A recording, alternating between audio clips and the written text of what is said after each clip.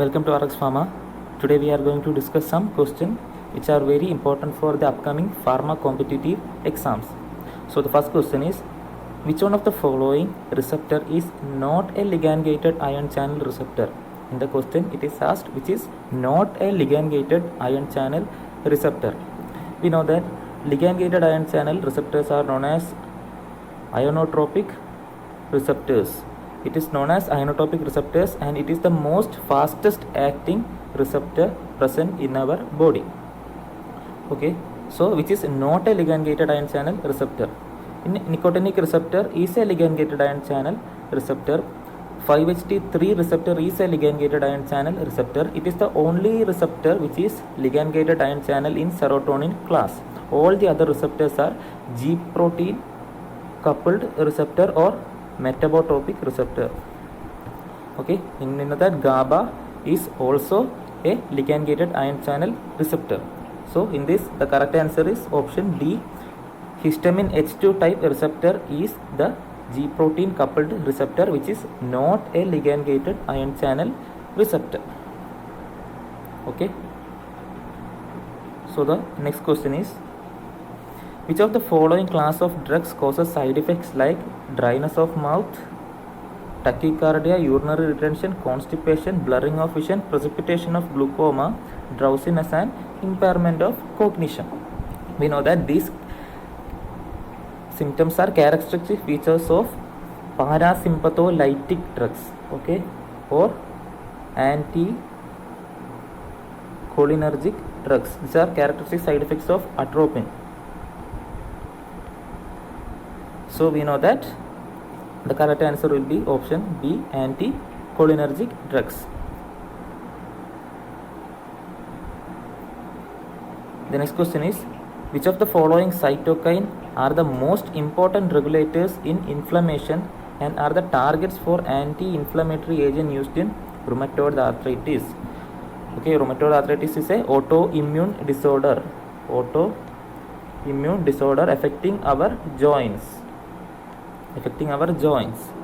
Okay, in the classification, in the biologicals, there are TNF alpha inhibitors as well as interleukin 1 inhibitors. So the correct answer will be option A, tumor necrosis factor and interleukin 1.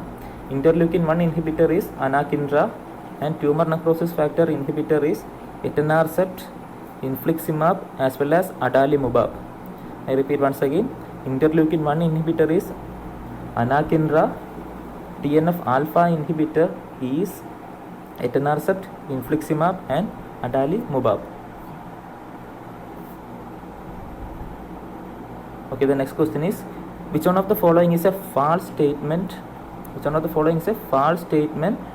competitive antagonist, which is the statements are false. We know that if consider this as a receptor, an agonist will bind to the receptor and a competitive antagonist will compete with the agonist for binding to the receptor for the same site. So we have competitive antagonist. So both of them will have same affinity towards the receptor.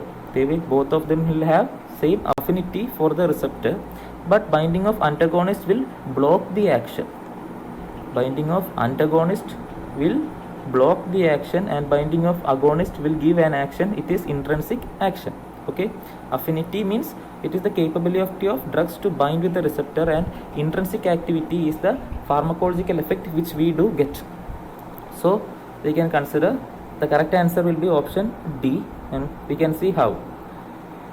So competitive antagonist has affinity for the agonist binding site on the receptor. It is correct. They do not have an intrinsic activity. Antagonists do not have an intrinsic activity and they cause parallel rightward shift to the control dose response curve. This also is correct. So the option correct will be option number D. The maximum response of the agonist cannot be achieved in the presence by increasing the concentration of agonist. So by increasing the concentration of agonist, we cannot get the action of agonist because there are sufficient number of antagonists, competitive antagonists present.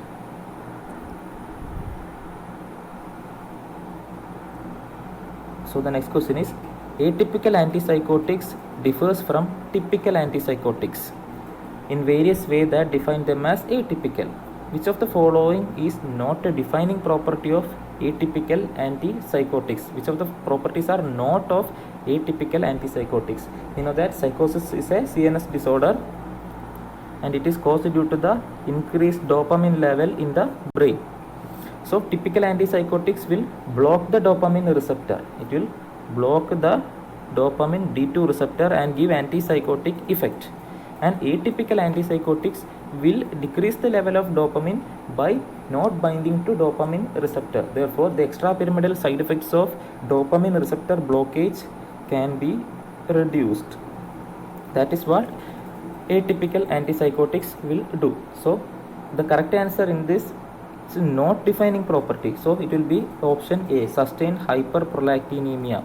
Only by blocking D2 receptor there is hyperprolactinemia. So we can know that the drugs which are used for hyperprolactinemia, is dopamine agonists such as bromocriptine.